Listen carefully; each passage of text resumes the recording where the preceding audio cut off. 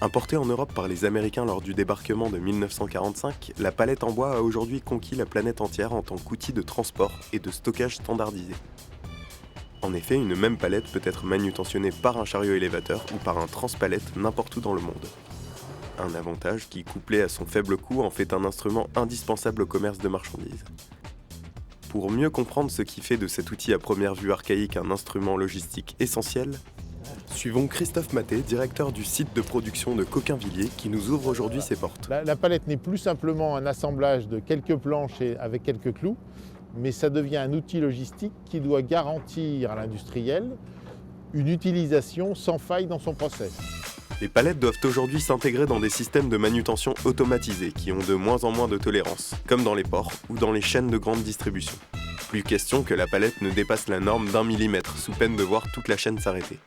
Les clients sont de toute façon de plus en plus difficiles et ont des cahiers des charges de plus en plus rigoureux au niveau de l'aspect de la palette, au niveau de la qualité intrinsèque de la palette et aussi au niveau des pointes qui dépassent, qui reste l'obstacle et la difficulté majeure.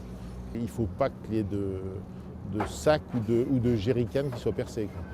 Pour atteindre l'objectif d'une palette défaillante sur 1000, les fabricants ont dû faire évoluer leurs pratiques. Ici, les chaînes de production ont été équipées de systèmes de détection des pointes saillantes. Et pour la modernité du processus, jugez-en vous-même. Les dés sont mis en position par un robot. Le plateau, assemblé auparavant sur une autre chaîne, est cloué par-dessus. Le tout est retourné, on fixe enfin les traverses et le tour est joué. Résultat, 15 secondes, sans qu'aucun être humain n'ait encore touché le bois. Un processus extrêmement rationalisé qui permet à Christophe Maté d'aborder l'avenir sereinement.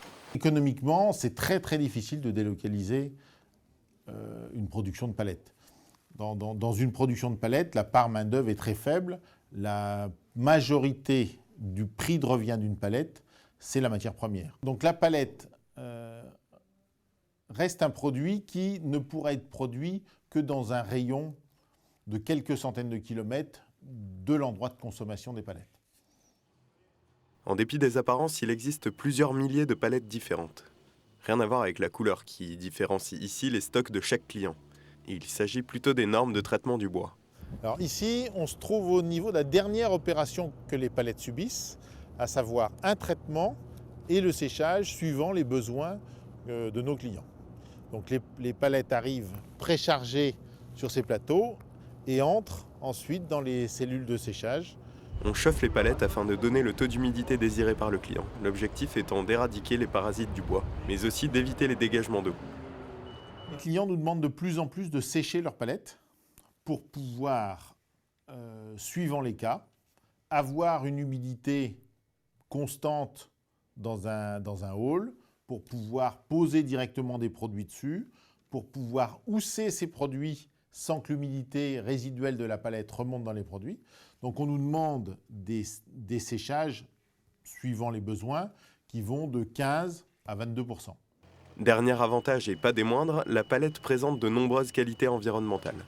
Elle permet de mettre en valeur le patrimoine forestier français puisqu'elle utilise principalement des bois de première et de seconde éclaircie.